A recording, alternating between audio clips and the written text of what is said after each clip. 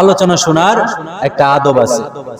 আল্লাহ রাব্বুল আলামিন বলেন, ওয়া ইযা কুরিআল কুরআনু ফাসতামিউ লাহু ওয়া আনসিতু লাআল্লাকুম তুরহামুন।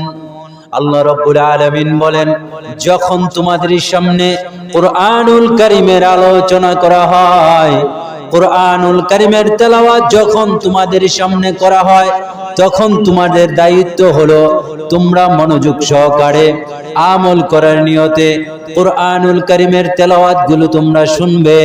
আশা করা যায় আমল করার নিয়তে মনোযোগ সহকারে এই কুরআনের আলোচনাগুলো শুনলে পরে কুরআনের ভিতরে যত রহমত রয়েছে আল্লাহ রাব্বুল আলামিন সমস্ত রহমতগুলো তোমাদের উপর নাজিল করতে থাকবেন। সুবহানাল্লাহ। তাহলে আল্লাহ তাআলা কি করবেন?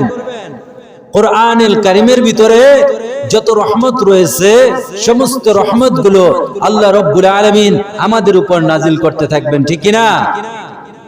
সম্মানিত মুহতারাম মুহাজিরিন, এই আসমানটা কার? এই জমিনটা কার?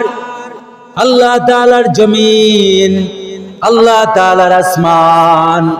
আল্লাহ তাআলার জমিনে, আল্লাহ তাআলার আসমানে আইন চলবে কার?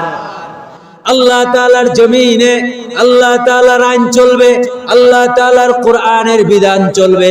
মানুষের ব্যক্তি জীবন থেকে শুরু করে, মানুষের পারিবারিক জীবন থেকে শুরু করে, মানুষের সামাজিক জীবন থেকে শুরু করে, যত সামাজিক ব্যক্তি জীবন, পারিবারিক জীবন, সামাজিক জীবন, রাষ্ট্রীয় জীবন থেকে শুরু করে মানুষের প্রত্যেকটা জায়গায় একমাত্র আইন চলবে আল্লাহ রাব্বুল আলামিনের।